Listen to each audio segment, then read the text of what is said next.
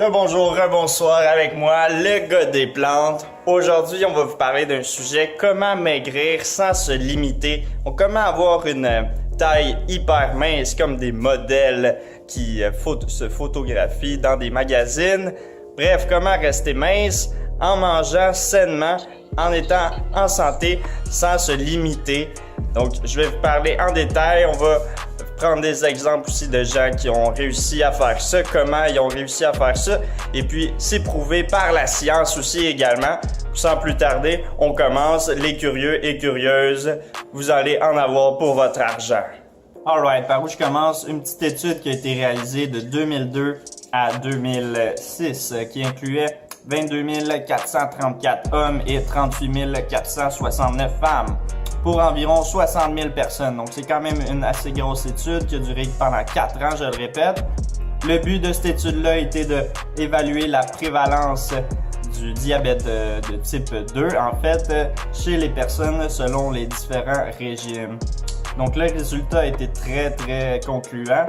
Très simple, c'est l'indice de masse corporelle était le plus bas, en fait, qui a vraiment une corrélation là, entre en fait le type de diabète de type 2, en fait le diabète de type 2 et l'obésité. C'est vraiment deux facteurs qui entrent beaucoup en jeu dans l'équation.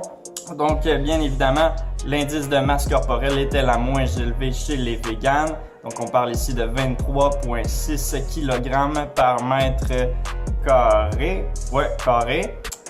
Ensuite, il y avait les lacto-ovo-VG qui étaient 25,7, les pesco-VG 26,3, semi-VG 27,3 et les non-VG qui est les omnivores, c'est-à-dire 28,8. Donc, je le rappelle, les végétaliens étaient à 23,6 kg par mètre carré, tandis que les omnivores 28,8 kg par mètre carré. Ils ont découvert avec cette étude-là que la prévalence du diabète de type 2 augmente de 2,9% chez les végétaliens, tandis que ça peut augmenter jusqu'à 7,6% chez les omnivores. Ils ont conclu que les végétariens ont une protection augmentée d'obésité et augmente plus qu'on élimine les produits animaux. Donc, plus qu'on réduit en fait ou qu'on élimine carrément notre alimentation, nos risques diminuent d'obésité et de type de diabète de type 2, c'est-à-dire. Et l'inverse est tout à fait la même chose. Donc, plus qu'on en mange, plus qu'on est apte à être obèse ou à développer du diabète de type 2 en fait, c'est-à-dire. Donc, un surplus de poids ici, c'est ce qu'on est intéressé dans cette vidéo-là. Dans du jargon plus simple, moins tu manges d'animaux, moins t'es gros. Et plus que tu manges des produits animaux et d'animal dans ta vie, ben plus que t'es gros. C'est aussi simple que ça. Ou du moins, plus que t'as de chance de l'être. Parce que ben oui, ça existe du monde que vous connaissez peut-être qui en mange beaucoup puis qui prennent pas de poids. C'est peut-être l'exception à la règle, mais en règle générale, eh bien, si on regarde chez nos copains, les Américains, eh bien, ils mangent beaucoup d'animaux, jusqu'à 3 fois plus que certains pays différents. Et puis, leur obésité est vraiment plus accrue. Je vais vous mettre en bas dans la description, en fait, la source de cette étude-là. Il y a 25 références différentes. Elle est supportée par deux bons groupes assez immenses aux États-Unis. On parle ici de National Institute of Health et la deuxième de School of Public Health, Lima Linda University en Californie. On pouvait lire aussi en bas de la page « No potential conflicts of interest relevant to this article were reported ».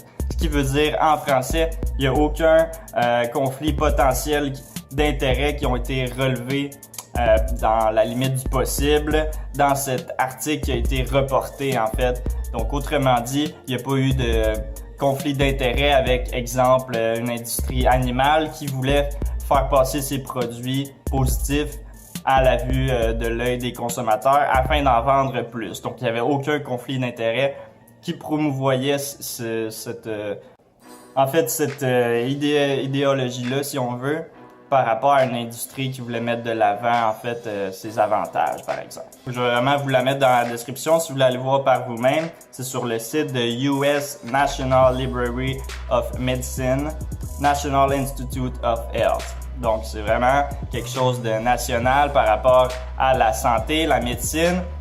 aux États-Unis, puis c'est en anglais évidemment. Peut-être qu'il y a moyen de l'avoir en français, je sais pas, j'ai pas regardé. Mais bref, c'est des sources fiables. Puis à ce qu'on peut voir ici, je vais vous mettre vraiment l'étude que je vous parle ici pour que vous puissiez aller voir par vous-même.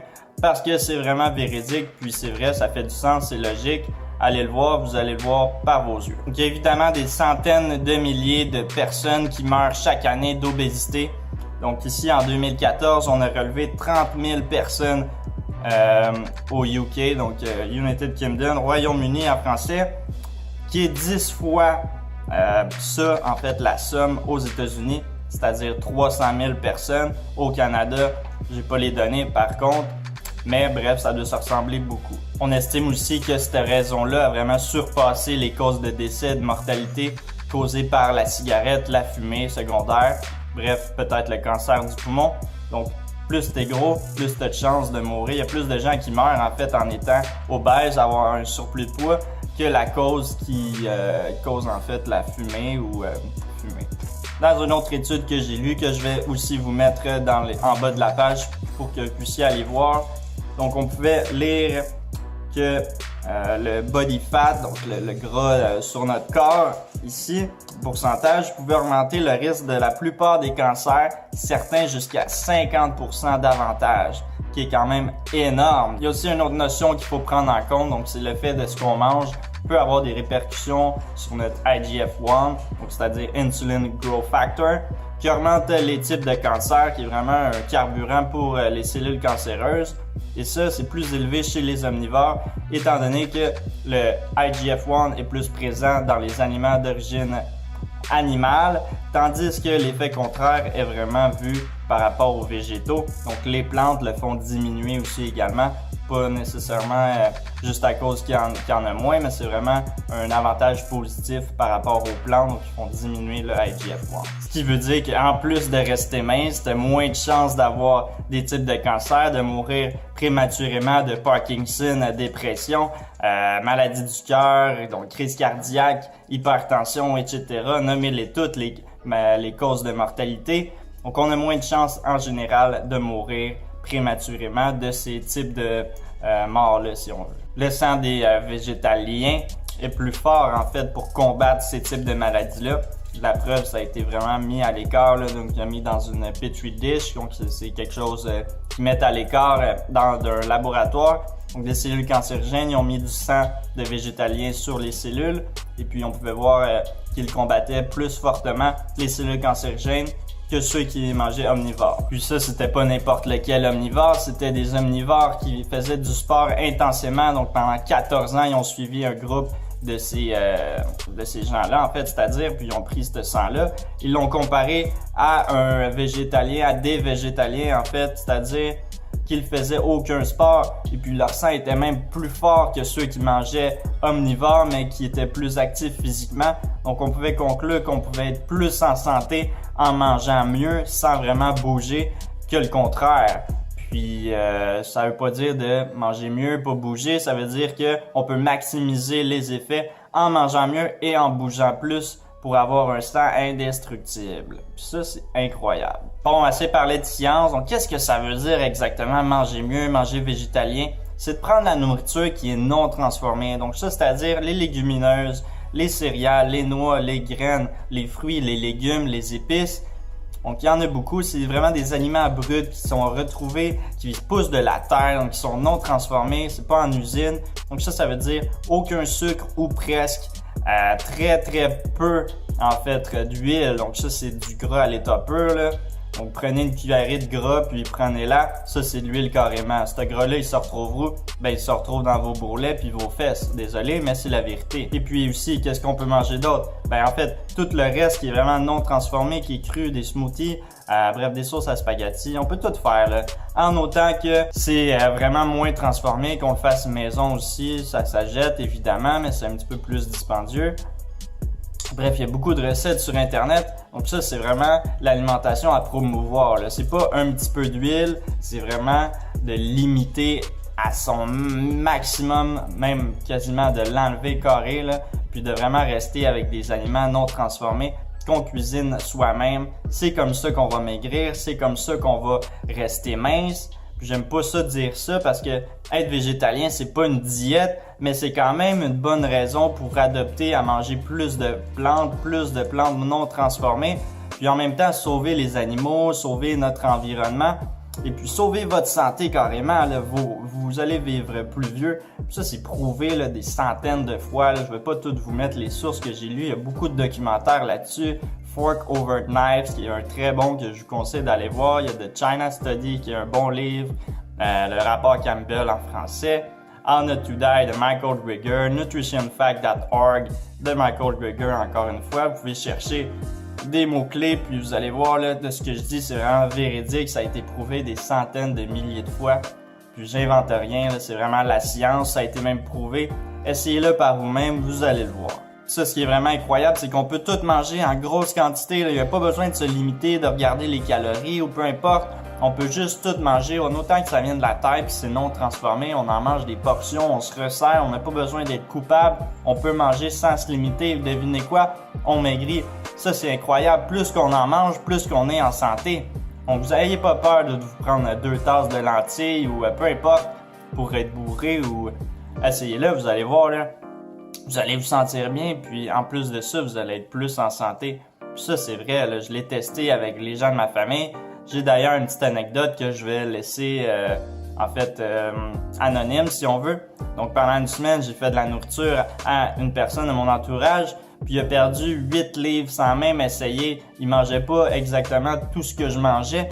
Donc on faisait 1 ou 2 repas, je crois, si je me trompe pas, que c'était vraiment axé sur l'alimentation à base végétale non transformée. Et puis devinez quoi, il a perdu 7-8 livres en 7 jours, là, ce qui est quand même assez incroyable, sans même essayer, sans même bouger, sans même changer son état physique, là, juste en mangeant, il maigrissait, ça c'est fou. Là. Pourquoi? Parce que les plantes sont hautes en antioxydants, sont hautes en fibres, ils ont peu de gras, puis ils ont sans cholestérol, sans gras comme je l'ai dit ici, ils sont pauvres en calories généralement, dépendamment de ce qu'on mange évidemment, puis ils sont rassasiantes, là, ils sont vraiment des sources de nourriture qui sont très très denses en fait en nutriments. Puis ça améliore en fait votre métabolisme, votre circulation sanguine. Il y a beaucoup d'eau aussi, ça faut pas oublier ça dans les végétaux. Donc ça fait en fait purifier votre corps évidemment. Puis les fibres aussi, ça l'aide beaucoup. Les fibres et les antioxydants qui sont très très pauvres. Pour les fibres en fait, il y en a aucune dans les produits animaux. Donc ça c'est bon de manger plus de végétaux. Et l'autre chose que je disais, les antioxydants très très pauvres, je crois qu'il n'y en a même pas aussi si je ne m'abuse. Peut-être qu'il y en a, mais une quantité très très pauvre dans les produits d'origine animale. Donc ça c'est à prendre en compte quand que vous mangez ces 3 fois-là par jour vos repas parce que évidemment ils sont moins nutritifs et puis ils améliorent beaucoup vos chances de mourir prématurément en mangeant une diète qui est classifiée de normale entre guillemets, qui est à dire une diète omnivore. Encore là, je vais toutes mettre les sources dans mon vidéo en bas de la page dans la description si vous voulez aller voir. Puis je vous invite à aller voir différentes vidéos que j'ai fait. Donc voilà, Eat in a Day, ce que je mange dans mon assiette pour vous donner une idée en fait de ce que moi je mange pour rester mince. Donc il y a certaines de mes vidéos qui sont un petit peu plus fast food si on veut. Mais bref, on peut se le permettre une fois de temps à autre. Mais c'est important de garder en tête en fait que ça c'est plus un bonus ou une fois de temps en temps plutôt qu'en fait une routine de toujours manger des choses malsaines. Donc on est mieux de manger des choses d'origine végétaux non transformées au quotidien et une fois de temps à autre des choses transformées plutôt que le contraire. Puis ça, faut prendre ça vraiment au sérieux parce que si vous voulez avoir en fait une santé optimale, faut mieux faire ce que je dis plutôt que croire de faire la bonne chose et puis manger tout ce qu'on veut quand on veut parce que c'est pas comme ça que on va être en santé puis qu'on va rester mince. J'aime pas ça dire ça, mais c'est quand même la vérité. Bref, je pense que j'ai pas mal fait le tour de ce que je voulais dire. Si vous avez apprécié cette vidéo-là, un petit pouce pour me le faire savoir. Si vous voulez laisser un commentaire, gênez-vous pas, laissez-moi un commentaire. Partagez cette vidéo-là avec un maximum de personnes pour promouvoir mon message au maximum. Abonnez-vous si vous voulez pas rater mon prochain contenu. durant les prochaines semaines avec la petite cloche sur YouTube pour vous faire une notification à chaque fois que je vais sortir une vidéo. Et n'oubliez pas, les animaux sont nos amis et on ne mange pas nos amis. Alright, peace.